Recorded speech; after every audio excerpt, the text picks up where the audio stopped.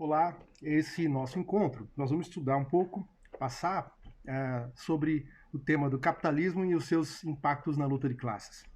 Primeira coisa a observar é que o capitalismo é um modo de produção que, em relação aos anteriores a ele, é o mais sofisticado que já se viu, né? Sofisticação significa que ele é capaz de organizar a sociedade baseada na exploração de classe e na dominação de classe, sem que isso seja evidente aos olhos da sociedade ou que seja fácil de visualizar.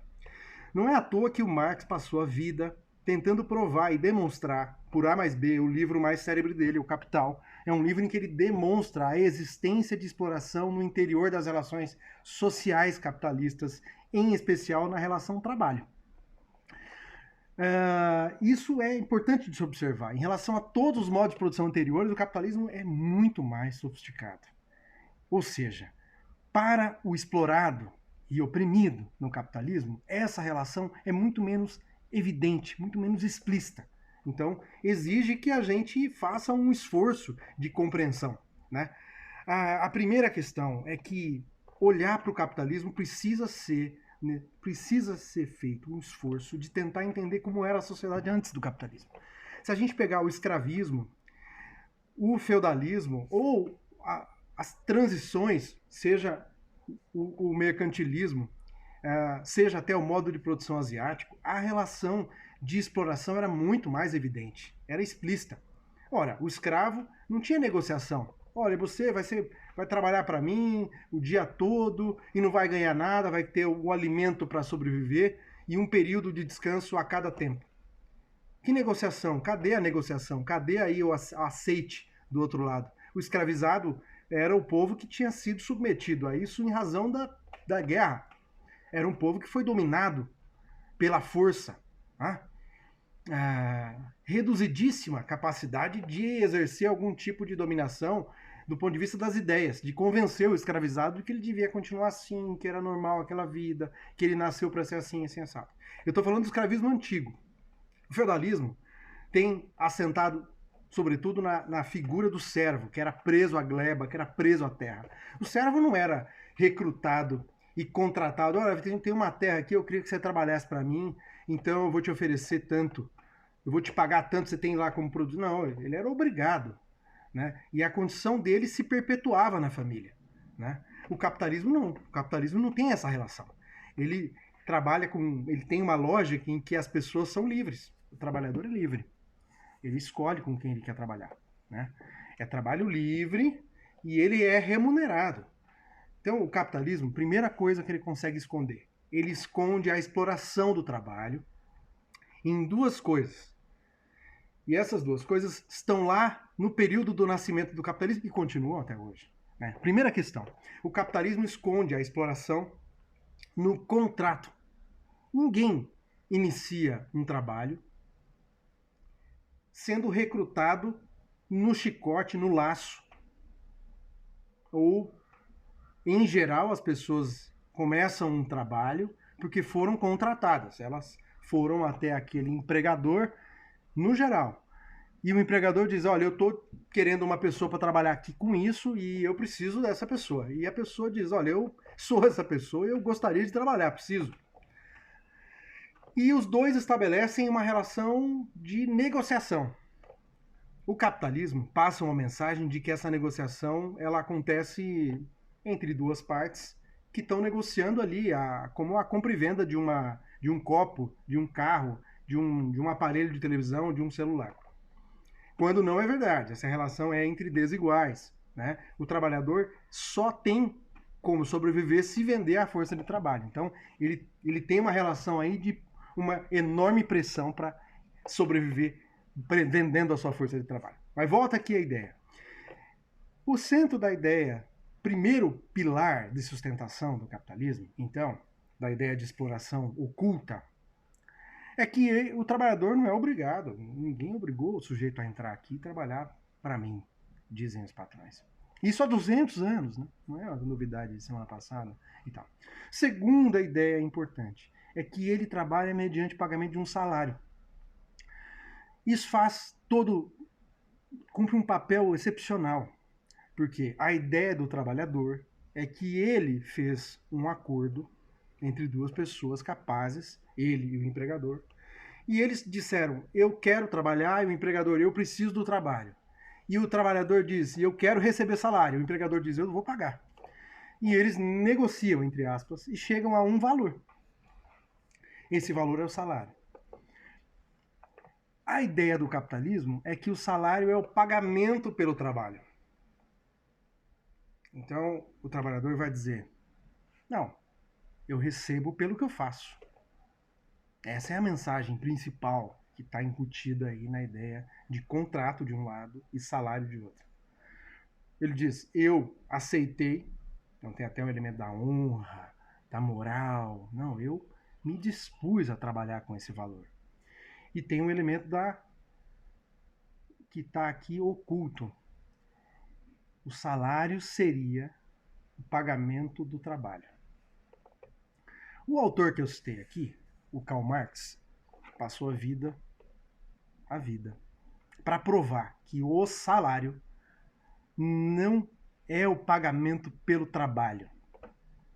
Fez livros longos como o Capital, 3 volumes, longos textos para explicar a existência da relação de exploração no interior dessa relação de trabalho. Ele vai formular a tese da existência de um valor pago, ínfimo, pelo valor produzido.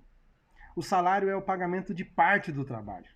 E Marx vai dizer, há um mais valor, um valor excedente que não é pago ao trabalhador, que esse valor é a fonte da riqueza dos patrões. Muito bem, isso para dizer que no capitalismo a relação de exploração central se baseia no trabalho, na exploração do trabalho. E essa exploração não é visível, porque ela é baseada num contrato e ela é mediante pagamento. E o pagamento, há 300 anos que tem uma ideia que é mensagem todo dia para os trabalhadores. O pagamento é o pagamento pelo trabalho. E isso não é verdade. Nenhum trabalho recebe o pagamento pelo que fez. Recebe uma parte do que fez. Tem profissões que ficam com 5% do que produziu. Tem outras que é muito menos. Profissões em que há uma mais-valia relativa, uma mais-valia reduzida em relação ao nível de exploração, essa taxa que fica com o trabalhador é maior. Mas, no geral, o trabalho não é pago com o salário. O salário ele tem um aspecto ficcional, um aspecto falso. Ele tem essa feição, essa imagem de que o salário é o pagamento do trabalho, quando não é. Isso é muito importante para entender o capitalismo. O capitalismo é um modo de produção muito sofisticado, né? Porque ele é capaz de convencer o trabalhador, acredita que ele fez uma relação entre duas partes. E ele, inclusive, a maior parte dos trabalhadores não entram nem na justiça para questionar ilegalidades do contrato, porque ele diz, não, mas eu aceitei. Então a tese do contratualismo é muito forte na relação. E a segunda é essa de que o salário é o pagamento do trabalho. O salário não paga o trabalho. O salário é o pagamento de uma parte do trabalho. O patrão fica com a maior parte do trabalho, o que Marx chamou de mais-valor, conhecido no estrangeirismo mais-valia. Segunda questão da exploração do trabalho e da exploração no capitalismo. A mercadoria, obra do trabalho, esconde as relações sociais. A mercadoria ganha vida própria no capitalismo, justamente para esconder as relações sociais por trás. Cada mercadoria, uma singela, qualquer objeto, mais simples que seja, ele contém uma enormidade de processos de trabalho anteriores a ele. Então a mercadoria no capitalismo ela passa a ideia de que ela nasce na gôndola do mercado, né? A tese da alienação da mercadoria, etc. Mas aqui o foco não é nem entrar nessas questões, isso aí é uma outra sessão. O foco aqui é perceber que o capitalismo, do ponto de vista da exploração humana, ele é muito mais sofisticado. E do ponto de vista da dominação, a dominação política, no exercício da dominação na sociedade. Ele também é muito mais sofisticado. Ele criou o Estado moderno. O Estado moderno não é aquele instrumento meramente de opressão. Ele contém no seu interior frações das classes oprimidas. Ora, o Estado moderno permite, por exemplo, que as classes oprimidas, isso em todo lugar, e há mais de 100 anos, hein, gente? Não estou falando uma novidade, nem estou falando do Brasil. O Estado moderno, ele é poroso.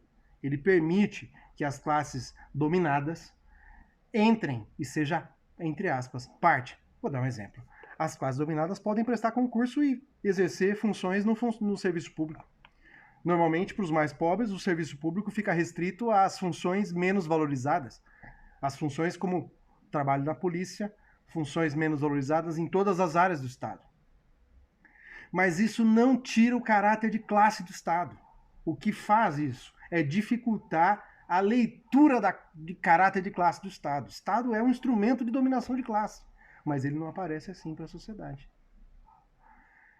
Se a gente for observar bem também, é o Estado que organiza os sistemas, é o Estado que organiza o sistema ideológico. A educação formal é organizada, regulamentada pelo Estado. E ela contém os seus formatos para perpetuar essa ideia de que a sociedade, o Estado é neutro. Que o Estado é um ente que paira sobre a sociedade e exerce sobre ela uma regulação. No capitalismo, o Estado cumpre função de classe, mas ele é muito mais sofisticado do que o Estado no período anterior.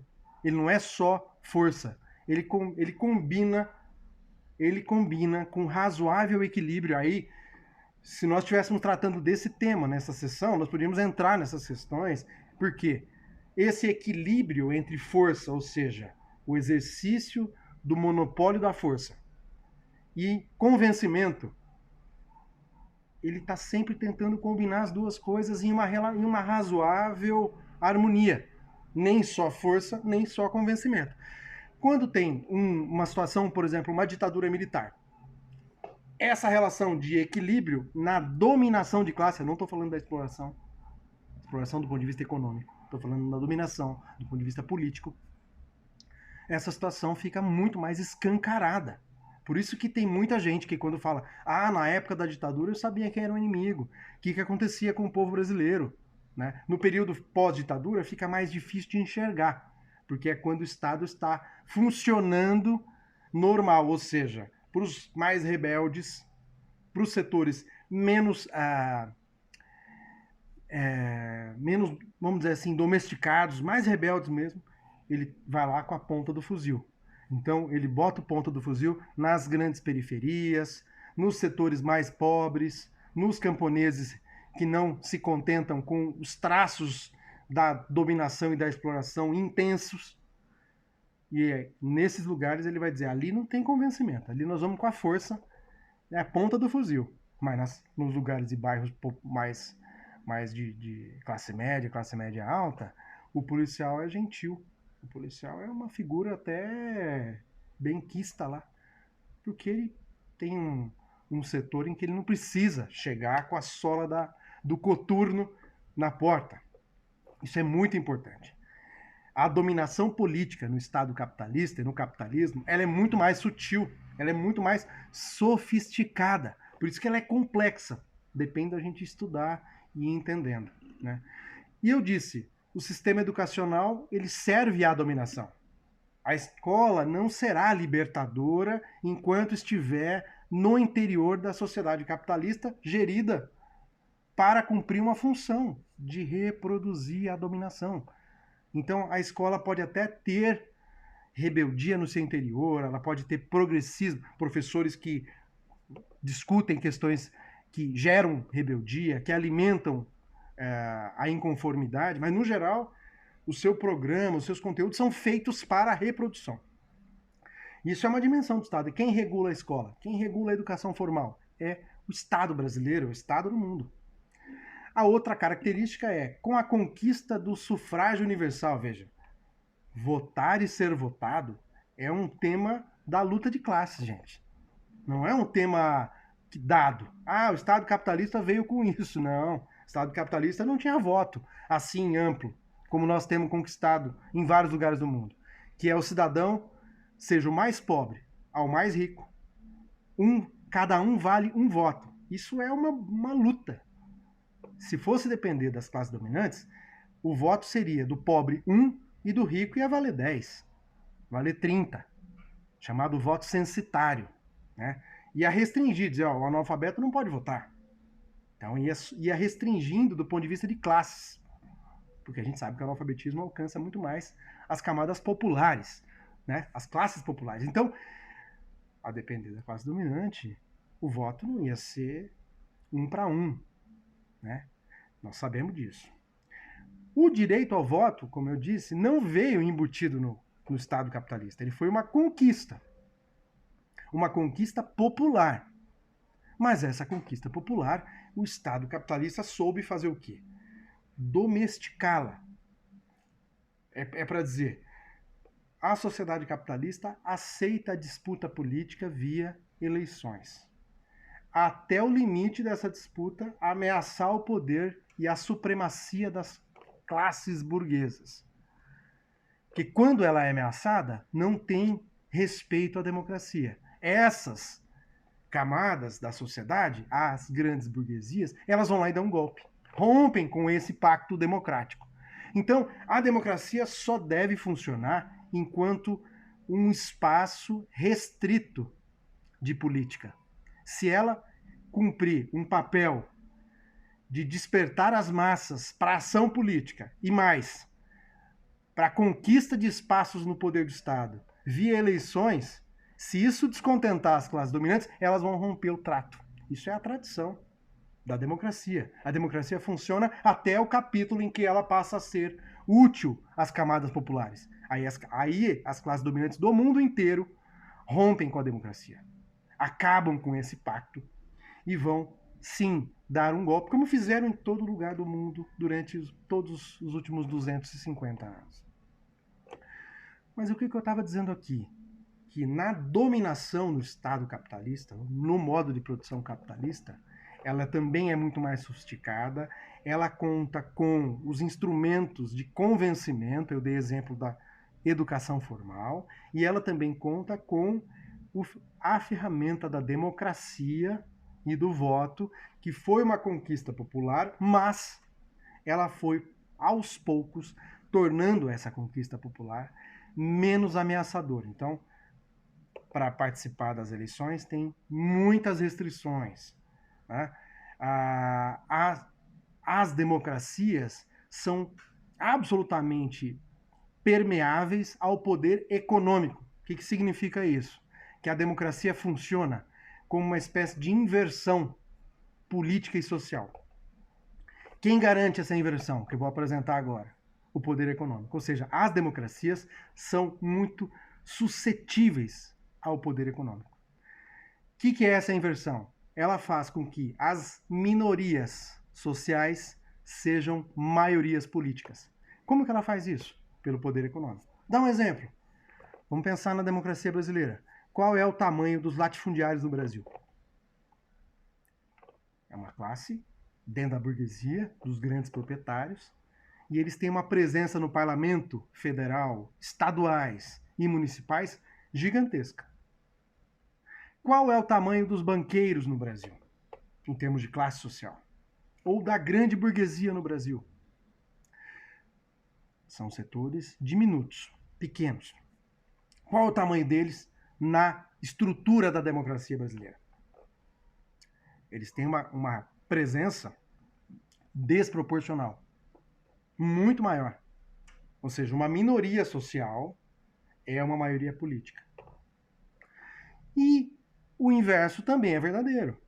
Porque é por essa democracia determinada pelo poder econômico, suscetível e frágil a ele, que permite que maiorias sociais sejam minorias políticas, em razão do poder econômico. Então, essa é a democracia. Uma maioria social, as mulheres. Qual a presença no parlamento, no executivo, em qualquer espaço da política nacional? Diminuta. No máximo 1/3. no máximo, em regiões muito avançadas. No geral, 15, 20, 25% no máximo, no máximo. Negros no Brasil. Qual o percentual da sociedade brasileira que foi lá e autodeclarou-se como negro? Inclui aqui no IBGE a figura do pardo e a figura do preto. São duas formas de autoclassificação. É em torno de 54, 55, 56%. Qual a presença dos negros e negras na democracia brasileira? É 10% no máximo. É uma vergonha. Como isso acontece? São os mais pobres no Brasil. E os mais pobres no Brasil têm cor. E essa cor faz com que, e essa condição social faz com que eles não tenham ascendência no espaço, na estrutura política, ou seja, uma maioria social absoluta é uma minoria política ínfima. 56% da sociedade brasileira é negra. E na estrutura do sistema político brasileiro, eles representam 5, 6, 8, 10%. Eles são 56%, não estão presentes na maioria dos espaços de poder. Muito bem. O que eu estou querendo chamar a atenção aqui é que o capitalismo ele se sustenta em duas grandes estruturas: a exploração, é o campo da economia, e a dominação, que é o campo da política. As duas no capitalismo são muito mais sofisticadas do que todos os modos de produção anteriores. Sofisticados que eu quero dizer o quê? Que elas são mais difíceis de enxergar a olho nu, são mais evidentes no dia a dia. Elas escondem as relações por trás. Eu disse aqui, o salário esconde o que não foi pago pelo trabalho. A mercadoria esconde o trabalho. A mercadoria no capitalismo, aparentemente, ela nasceu no mercado. Não tem história, não tem relações sociais por trás, não tem trabalho por trás. E na política? A reprodução da ideia de dominação de classe, do sistema baseado na dominação de classe, está dentro desse sistema, está dentro do sistema educacional e está dentro da democracia, que é uma conquista popular, mas que foi paulatinamente domesticada. O que eu quero dizer com domesticada? Quer dizer que ela passou a não cumprir nenhuma função? Em absoluto. A democracia cumpre uma função e quando ela ultrapassa o limite, a classe dominante vai lá e diz: a gente não está aceitando mais essas regras, nós vamos dar um golpe e depois a gente volta. Portanto, nós temos uma classe dominante absolutamente, isso em qualquer lugar do mundo, sobretudo nos países de formação colonial como o Brasil, América Latina. As classes dominantes não respeitam sequer essas características, que são características do capitalismo no mundo inteiro. Por aqui, a classe dominante não aceita nenhum tipo de atrevimento do povo, que ao menor sinal de ameaça, ela age preventivamente, dando golpes e arrebentando com as regras básicas de funcionamento do próprio capitalismo. Então isso é história, não estou contando nenhuma novidade. Muito bem. E como é a dinâmica da luta de classes nesse cenário? Primeira coisa, a luta de classes se baseia na capacidade do explorado e do oprimido de enxergar essa relação. Não é à toa que, na história da luta de classes, o papel da luta chamada ideológica sempre foi de destaque. Porque a luta ideológica, a primeira função dela é fazer com que o oprimido, a oprimida e o explorado e a explorada percebam essa relação, porque ela não é visível, não é explícita.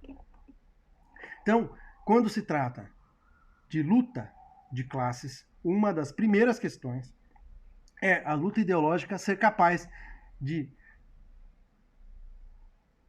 fazer com que as pessoas entendam o seu lugar nessa relação social. Muito bem. Também eu queria chamar a atenção para uma coisa. No capitalismo, as contradições são abundantes. Né? A contradição central, que é a clássica, é a relação capital e trabalho. Essa contradição está baseada em como é que eu traduzo essa contradição. Né? O proprietário do meio de produção fica com uma grande parte do trabalho daquele que não tem propriedade do meio de produção, do trabalhador. Essa é a contradição fundante no capitalismo, mas ela não é a única, longe de ser a única e longe de ser sempre a principal. Ele convive com contradições que são tratadas como secundárias, que ascendem na política como contradições principais, em razão do cenário político, da cena política do capitalismo. Então, olhar para isso, né, olhar para as necessidades de compreender as contradições do capitalismo é também perceber que elas não são uma determinante em si. Né? Elas existem no capitalismo, mas elas se alternam. A contradição, por exemplo, capital e trabalho é a mais difícil de perceber. Por quê? Pelos elementos que eu apresentei até agora. Perceber a relação de exploração no capitalismo é difícil, porque você não é obrigado a entregar o seu salário no final do mês. Nenhum empregado recebe ao final do mês o valor total do trabalho e em seguida ele deposita para o empregador o valor do excedente. Não, ele recebe só a parte dele. Ele não enxerga a exploração. Não é visível. Então, a contradição capital e trabalho é a mais difícil de se enxergar. Você precisa fazer conta, você precisa chamar o trabalhador e fazer uma conta. Fazer o total produzido, faturado pela empresa, fazer um per capita disso para tentar chegar aproximadamente a um valor que dê para ele perceber que o que ele produz é muito mais do que ele recebe. Isso é é uma questão muito importante para nós. Muito bem. Então, a luta de classes tem que enfrentar, primeiro, essa situação. Quer dizer, o capitalismo ele tem uma capacidade de dominar e explorar muito superior aos modos de produção. Ele esconde a dominação e a exploração. Ele é capaz de esconder. Muito bem. E no capitalismo você vai ter algumas bandeiras que são, ou lutas que são organizadoras da luta de classes, pelo menos nos últimos 200 anos. E eu queria tratar delas e das diferenças entre elas. Primeira diferença, primeira questão que eu queria chamar a atenção aqui.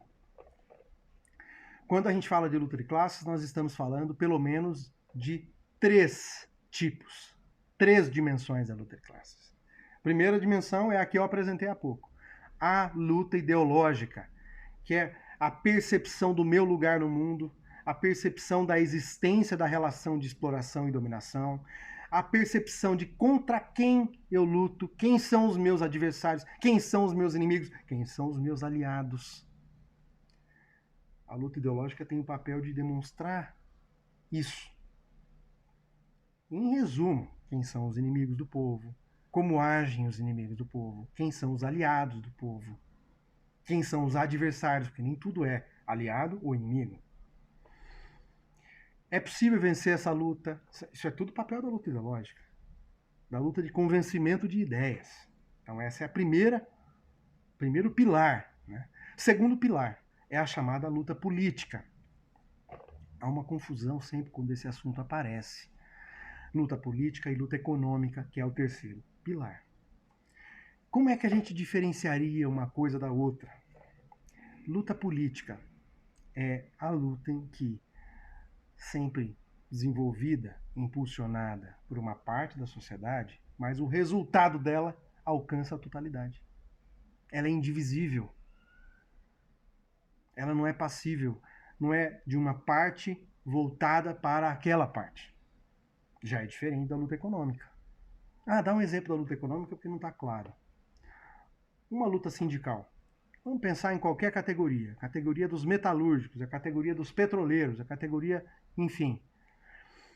Quando eles fazem uma greve, eles fazem uma luta e obtêm uma conquista, aquilo vai valer para o conjunto da classe trabalhadora? Não.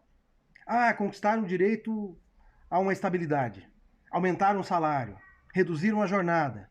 Vai valer para os demais? Vai valer como exemplo. O exemplo é possível vencer. É possível lutar e vencer.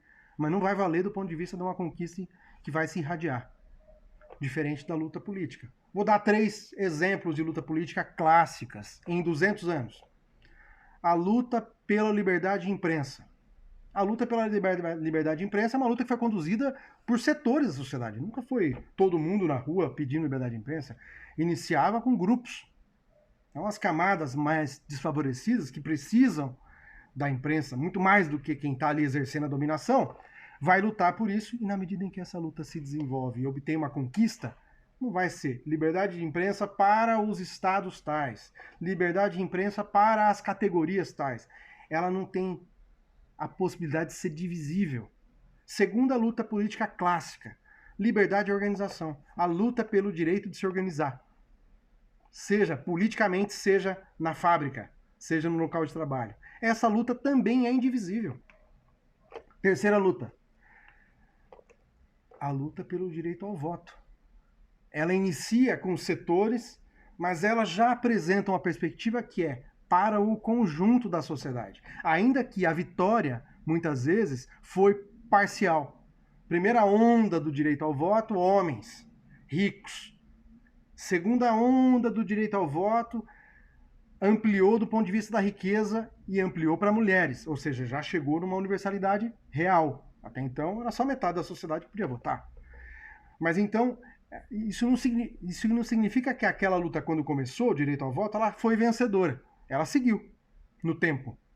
Desde o primeiro momento em que a luta do direito ao voto se colocou e a conquista se deu, aqueles setores que não foram contemplados, seguiram essa luta. Não parou. Então, a luta política, no geral, ela mesmo que seja feita por uma parte da sociedade, ela tem um alcance da totalidade, ela é indivisível. Já a luta econômica não, é o contrário. A luta econômica é sempre feita por uma parte da sociedade e ela é voltada, direcionada para aquela parte. Ah, Ronaldo, mas o que você está falando confunde. Vou dar um exemplo aqui da luta pela terra, que no Brasil é muito forte. E nós temos uma longa tradição, e esse curso é construído por um dos movimentos mais importantes da história do Brasil e existentes hoje no mundo, o MST. Aí vai dizer, mas a luta do MST, ela não alcança só os assentados. Sim, o imediato alcança quem? Quando tem uma luta pela terra, tem um acampamento, esse acampamento negocia, briga, vai e vem, ganha, vira um assentamento. Quem é beneficiado? O conjunto dos acampados do Brasil? Não. Só aqueles assentados. Só aqueles acampados daquela região ali.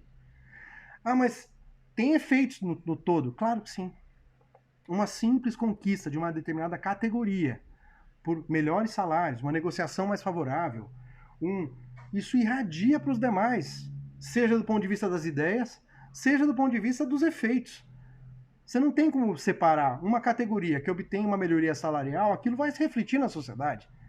Ela vai ter maior capacidade de consumo, ela vai ter maior capacidade de se projetar na sociedade, ela vai ter maior capacidade de estruturar a sua luta, ela vai ter adquirido uma experiência importante, aquilo vai valer para as demais. Né? Então, na medida em que um assentado, por exemplo, conquista a terra, ele passa a produzir alimentos na região, aquilo tem um efeito em cascata. Mas o que nós precisamos olhar não é o efeito em cascata. Porque toda vitória de uma luta pequena, ela tem efeitos em cascata, em geral. Seja do ponto de vista ideológico, seja do ponto de vista político, porque aquilo não tem melhor propaganda da luta do que uma vitória. Ideológico, a propaganda da vitória. Político, o sinal de que é pela luta que se conquista. Essa é uma lição importantíssima. E terceiro, econômico, as mudanças que aquilo vai gerar na sociedade e o efeito disso no conjunto. Então, não tomemos as coisas em apartado. O fato de eu tratar de uma luta econômica como algo que é de uma parte da sociedade voltada para uma parte, não significa que não tem efeitos no geral. Mas ela tem uma conquista divisível, segmentada, daquela categoria. Uma outra coisa que eu queria chamar a atenção nesse tema é que os povos do mundo foram aprendendo e a desenvolvendo bandeiras não só pelas contradições próprias, vividas na sua experiência concreta. Cada povo do mundo que foi avançando nas lutas, avançando e apresentando bandeiras, aquilo foi gerando aprendizados. Quer dizer, quando um povo no mundo faz uma revolução, como foi a francesa em 1789, né? Aquilo irradiou. Primeiro efeito da Revolução Francesa, para não ficar muito. Os haitianos, liderados por escravizados, foram lá e falaram, opa, como eles eram uma colônia francesa, eles disseram, peraí, o que vale lá vai valer aqui. Então, não foi o desenvolvimento da luta de classes no Haiti, as percepções, as contradições, o amadurecimento das contradições, que levou os haitianos a encontrar, a identificar aquele momento e aquela bandeira como central. Foi o reflexo de uma luta na metrópole, no centro da colônia, que disse a eles, vocês também poderiam ter esse caminho. Quer dizer, então a luta no mundo ela é uma lição importante para a sociedade. Né? Assim também as conquistas. Gente, se for pegar bem, século XIX, não se falava em direito à moradia e direito ao trabalho. As pessoas tinham aspirações como pagamento correto em dia, pagamento pelo salário, ao invés de receber uma promissória ou não pagamento, né? A redução da jornada de trabalho, que são formas de fazer a luta, etc. e tal. Mas uma série de bandeiras foram sendo incorporadas à noção de direito ao longo dos séculos, principalmente dos 2 séculos, e na medida em que os povos do mundo foram conquistando aquilo como um direito. Então, determinados povos do mundo conquistaram o direito à moradia como um direito social. Né? Aquilo irradiou. Hoje, o direito à moradia, quando você vai pensar a luta popular, é um dos eixos importantes.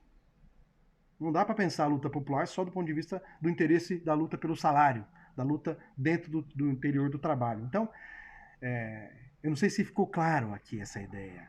É que as lutas não são um reflexo, né? Sejam as bandeiras, né? As aspirações, sejam os movimentos concretos, não são um reflexo só das contradições do interior de cada sociedade. Elas refletem também os efeitos da luta no mundo. Muito bem. Se eu disse aqui que o padrão, se eu poderia classificar, né, a luta política em pelo menos 3 tipos: direito ao voto, liberdade de organização e liberdade de imprensa, eu aqui não incluí a luta pelo poder dentro, porque essas 3 são lutas políticas admitidas nas sociedades, admitidas pelo Estado e pelo regramento do Estado burguês. A luta pelo poder não é uma luta em que é feita dentro do Estado. A luta pelo poder é uma luta que normalmente ela caminha combinando por dentro do Estado e por fora. A luta pelo poder é o caminho da revolução, é outro processo, não é uma luta política adquirindo suas condições e garantias como as outras duas, as 3. A luta pelo direito ao voto é feita nos marcos da sociedade, no interior de uma sociedade abertamente. Né? A luta pelo direito de organização, né? A luta pelo direito de imprensa, elas são feitas no interior da sociedade de uma maneira aberta. Claro que pode ter tido períodos de incubação em que isso foi clandestino, em razão da opressão terrível, de ditaduras, mas em geral elas acontecem aos olhos da sociedade. Já não é a mesma coisa da luta pelo poder. Ela conjuga uma partezinha aos olhos da sociedade com uma parte que é feita fora do regramento geral. Né? E esse é o caminho de uma das revoluções que lutaram centralmente pelo poder político, e esse era o tema central de toda a revolução. E eu queria também chamar a atenção para quais são as lutas econômicas principais, já que eu dei alguns exemplos da luta política. As lutas econômicas principais foram a luta pela redução da mais-valia, do mais-valor, ou a redução do valor que é apropriado pelos patrões do trabalho. Como se traduz essa luta? Aumento de salário, aumento de benefícios. Isso está no coração do movimento sindical desde quando nasceu. E ela interfere no mais-valor. Ela interfere no nível de exploração do trabalho. A outra, uma segunda, a luta por melhores condições de trabalho. Está presente em toda a história do proletariado mundial. Terceiro, na verdade esse terceiro é parte do primeiro, mas eu quis destacar. A luta por redução da jornada de trabalho sem redução de salário. Vou dar um exemplo aqui. Um trabalhador que faz a jornada de 10 horas, e ganha R$ 10. E ele luta para reduzir a jornada para 8 horas,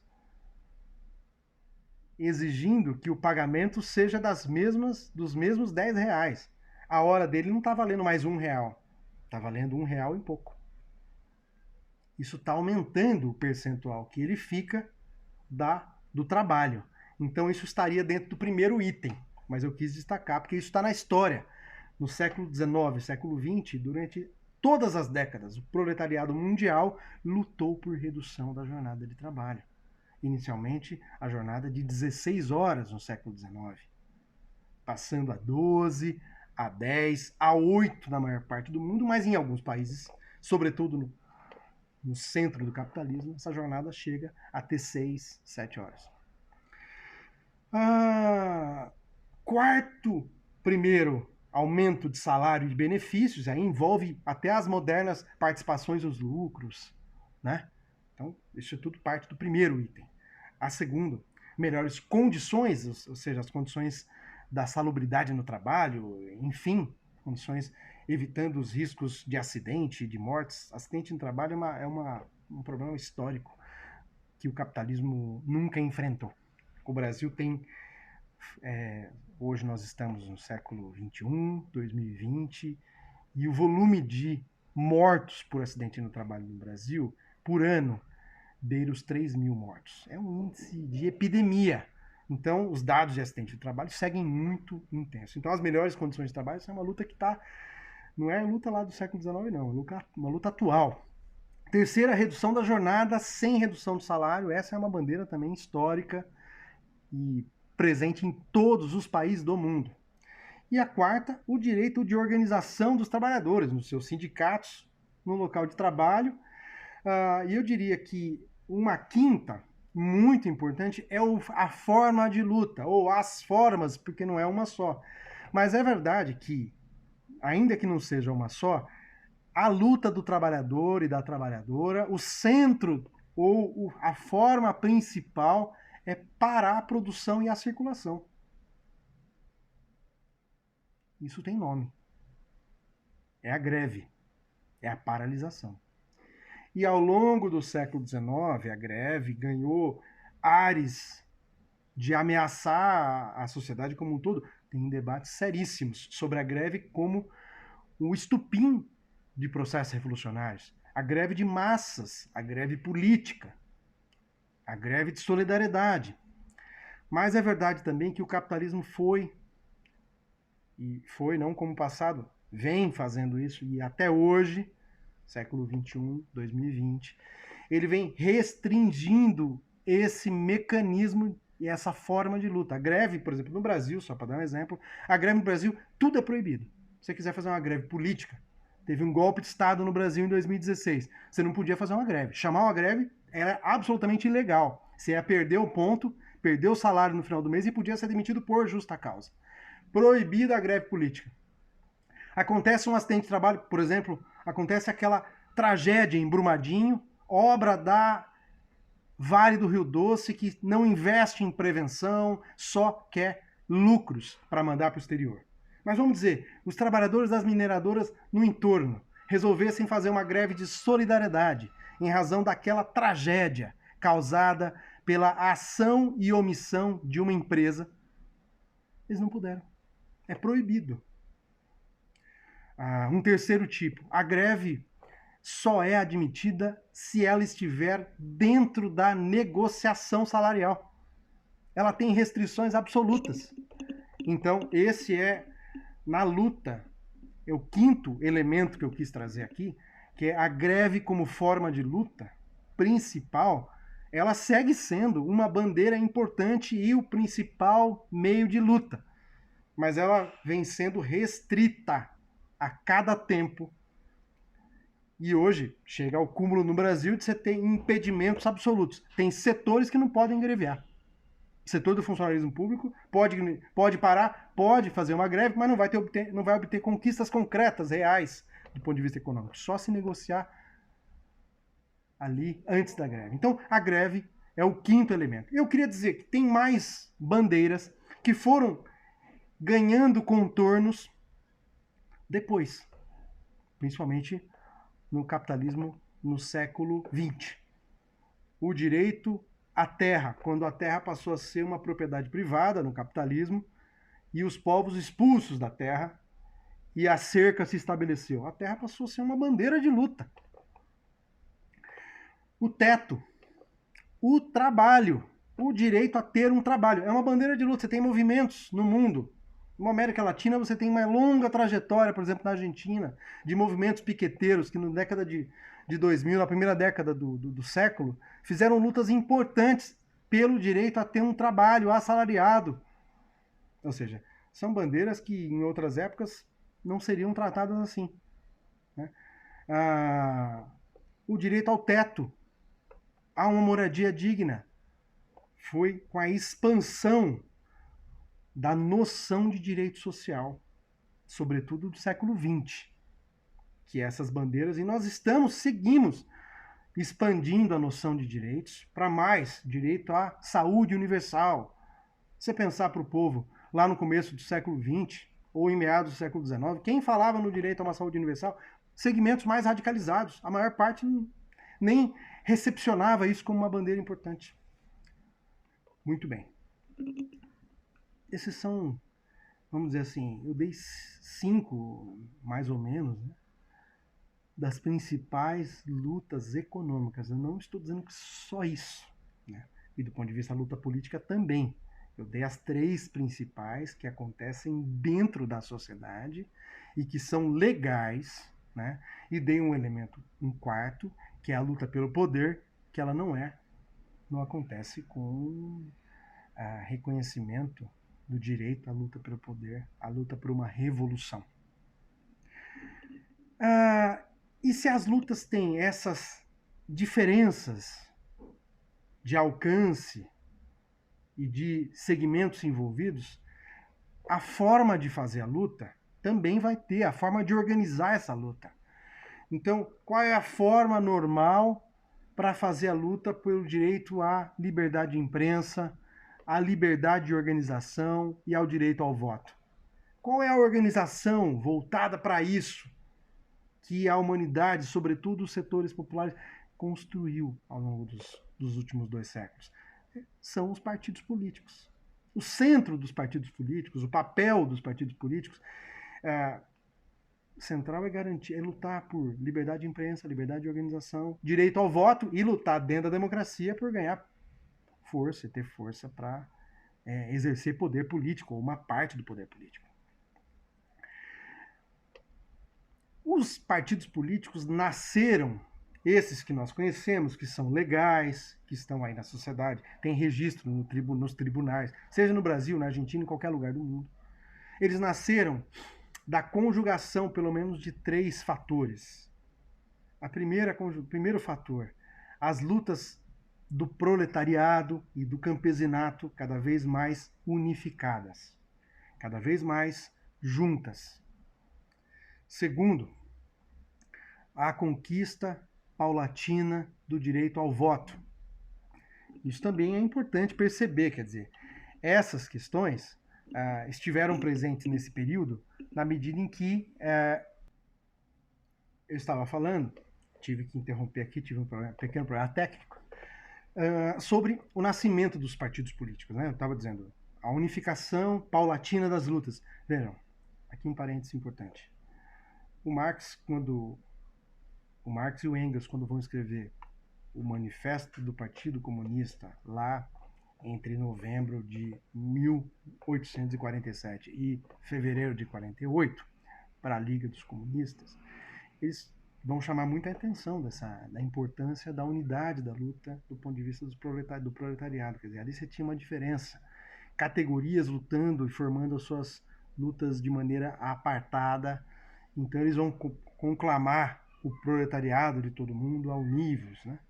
Isso cumpria uma função do proletariado se unificar no interior do país e também a unificação internacional, por razões diversas, né? Mas no interior é isso que eu estou chamando a atenção, que é um dos fatores que levaram um dos elementos que contribuíram para a formação dos partidos políticos, é a unificação das lutas do proletariado e do campesinato. O segundo fator é a conquista do sufrágio universal. O sufrágio universal, o direito ao voto e a ser votado, requer um instrumento para atuar nesse espaço. E um terceiro elemento que contribuiu para o surgimento dos partidos, esses partidos atuantes na democracia, é o crescimento da mobilização social. As três coisas que vão gerar uma situação política em que vai nascer, então, esses partidos políticos. Muito bem, então o partido ele tem essa característica, ele faz a luta pela disputa da parcela do Estado ali na democracia, ele luta por causas que representa sempre uma determinada fração da sociedade, mas as suas propostas e se a conquista for, se a luta for vitoriosa, isso vai se estender para o conjunto. E as lutas econômicas de categorias e de segmentos, elas vão encontrar outra forma de organização. E a principal delas, no século XIX, são os sindicatos, por categoria, por ramo, e aí tem diversidade disso no mundo. E nos sindicatos, na medida em que você vai também construindo, vai ter sindicatos, centrais, federações, confederações, é dentro de uma mesma estrutura que ela é reproduzida em espaços diferentes. Né? Muito bem. E no século XX, principalmente no século XX, você vai ter o nascimento dos chamados movimentos populares, que não são partidos políticos, não são sindicatos. Isso no mundo é uma confusão em alguns países, sobretudo países do capitalismo central. Eles entendem a estrutura da luta de classe só partido político para atuar na institucionalidade e sindicato para organização do proletariado.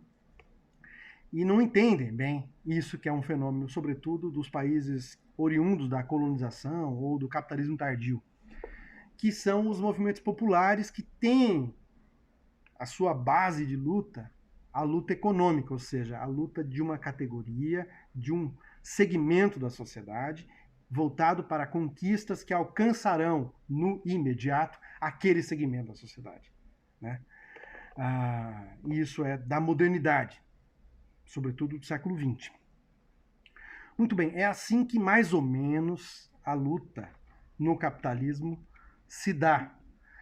Deixa eu ver se eu estou...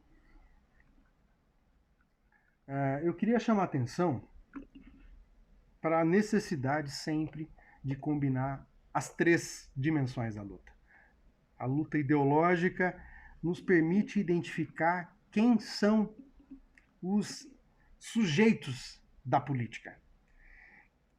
Contra quem eles estão lutando.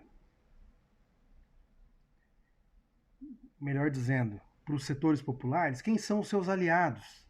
Quem são os seus passíveis de ter alianças? Quem são seu segmento, quem compõe o segmento popular, quem é parte do proletariado, quem são os seus aliados fundamentais, os aliados de turno, quem são os seus adversários e quem são os seus inimigos. A luta ideológica cumpre um papel de identificar isso. Qual é o cenário da luta, em que nível está, qual o nível do povo de fazer luta naquele momento. Isso é tudo parte da luta ideológica. Quem são os inimigos do povo, como lutam esses inimigos, qual é a mensagem que eles têm, como esses inimigos apresentam a sua visão da sociedade, como é impossível e necessário enfrentar essa visão da sociedade, porque cada visão da sociedade é a expressão dos interesses de classes. E a luta ideológica cumpre o papel de enfrentar isso. Ela tem o papel de desvelar esses interesses por detrás. A luta política, estou indo no segundo segmento, é voltada para a questão da política na esfera da dominação de classes. A primeira questão, a luta política vai discutir centralmente o Estado. E ela tem como alvo o Estado.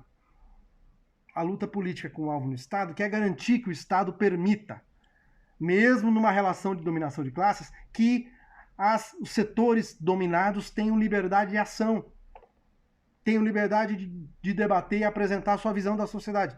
Ou seja, liberdade de organização, liberdade de imprensa. e possam atuar no interior do Estado, disputando esse Estado, e fazem a disputa para que essa parcela disputável do Estado seja crescente. Ainda que sempre vai haver um limite, porque nenhuma classe dominante do mundo permite que todo o Estado seja disputado nas eleições. É só uma parcela do Estado. Mesmo assim, gente, não preciso dizer, essa parcela, mesmo sendo reduzida, essas classes dominantes não aceitam quando perdem. Então elas vão lá e dão um golpe. Isso é em todo lugar do mundo, qualquer situação. E a luta econômica que tem as suas especificidades. O que é importante a gente perceber? Que o conteúdo da luta vai exigir uma forma de organização diferente. Se você tem uma luta que é direcionada para uma categoria profissional, essa luta se dará nos sindicatos. É onde ela melhor acontece. É onde ela tem mais capacidade de penetração naquela categoria. Se a luta é por questões mais amplas, como direito ao voto, direito à liberdade de imprensa, direito de organização, ela não se dará pelo sindicato. O sindicato é menor, é pequeno, precisa de algo muito mais amplo. Até porque nessas bandeiras tem muito mais gente, muito mais categorias, muito mais segmentos interessados. Então você não precisa fazer a luta muito ali específica. O que eu queria chamar a atenção para finalizar? O capitalismo é muito avançado na sua estrutura de dominação. Senão, nós não estaríamos aqui com uma sociedade que tem uma ampla maioria explorada e oprimida. Ninguém é burro. Ninguém fica na dominação e na exploração de classe por um traço de algum tipo de comodismo. A dominação ela é brutal. Olha a quantidade de pobres, meninos pobres, a maioria negra, que é massacrada todo ano. No Brasil são 60 mil. Veja o volume de assassinatos que acontecem no Brasil sem apuração. Pobre morre no Brasil e não tem preço. Não tem julgamento digno. Vai ficar impune. No trabalho, veja o volume de acidente de trabalho, o nível de exploração. Quantas pessoas nós conhecemos que são obrigadas a sair de casa cedíssimo e voltam tarde. E entregam todo o tempo no trabalho. Não sobra nada. Chega em casa, está arrebentado. Então, nesse nível de exploração da nossa sociedade hoje, nesse nível de opressão, de dominação, só com ferramentas muito avançadas, muito complexas e sofisticadas, para garantir que isso acontece, gente. Senão teria explodido há muito tempo. Se fosse só na ponta do fuzil, já teria acontecido uma explosão social aqui. Não é só na ponta do fuzil, tem mecanismos muito sofisticados. Por isso que é importante combinar as três dimensões da luta. A luta política, a luta econômica e a luta ideológica, sem a qual nós não vamos enxergar a exploração. Não foi à toa que o Marx gastou a vida, passou a vida, produziu durante 15 anos um livro chamado O Capital para demonstrar que o salário, ele quis demonstrar a estrutura do capitalismo, mas o centro desse livro é a relação de exploração existente numa relação de trabalho. Porque ela não é visível, não fica explícita, não é fácil de perceber. Então isso é importante para a gente perceber, notar. Esse módulo é para a gente entender um pouco a dinâmica entre capitalismo e luta de classes. Né? O capitalismo ele é vertedouro de contradições. Contradições da divisão. A primeira contradição, a divisão sexual do trabalho. O capitalismo acelera, acirra essa divisão. Essa divisão não nasceu no capitalismo, é anterior. Mas ele explora, ele intensifica. A divisão social do trabalho, a divisão intelectual do trabalho. A moderna, que é a divisão internacional do trabalho. São contradições fundantes, o capitalismo se assenta sobre elas. O capitalismo depende do funcionamento dele de uma concentração e centralização de capital tremenda, geradoras de contradições. Então ele é um vertedouro de contradições. Qual o problema? Essas contradições, elas afloram e ficam explícitas, mas na maior parte do tempo elas ficam ocultas, escondidinhas. Vamos pegar aqui o exemplo do trabalho que é mais fácil para finalizar. Quantos trabalhadores olham para o salário, olham para o olerite e falam, nossa, estou sendo roubado. Nossa. A maioria não olha. Todos os trabalhadores que ganham olerite são roubados, tá? Todos. Ah, mas você está falando em abstrato. Sim, é em abstrato. Todo salário é o pagamento de uma parte do trabalho. Todo salário. Não existe salário que pague o trabalho. Isso não é nenhuma ilusão. O capitalismo já nem vende mais essa ilusão. Isso não existe. Todo salário é o pagamento de uma parte do trabalho. E quantos trabalhadores se julgam explorados? E olham o salário no final do mês, olham o olerite e falam, nossa, a exploração aqui está altíssima. A maioria não sabe nem qual é o faturamento da empresa, da fábrica, do negócio em que ele está contratado. Normal, não é culpa dele. Claro, ninguém vai deixar evidente isso. Nem o patrão gostaria de chegar no final do mês e falar assim, vamos sentar todo mundo agora e eu quero negociar com vocês aqui. Ó. Faturamento esse mês aqui, 500 mil. Faturamos esse mês. No ano inteiro, a média de faturamento é 400 mil. Nós somos em 10 funcionários. Ora, ainda que um funcionário possa ter uma desenvoltura maior, esse faturamento tem que ser dividido. Todos eles colaboraram. E o que acontece? Nenhum patrão faz isso. Nenhum patrão mostra para o empregado o total faturado no final do mês. Nenhum. Então, só para mostrar, gente, assim, a relação de exploração e dominação no capitalismo, ela é absolutamente oculta, não fica evidente. O grito de ordem, você aí parado também é explorado, não serve para mostrar a exploração. A maior parte dos trabalhadores nunca entrou com uma ação na justiça, mesmo sendo lesado, porque ele entende que a relação que ele tem com o patrão é uma relação de contrato. Ele fala, não vou. Ele prometeu pagar 1.000 por mês e eu aceitei.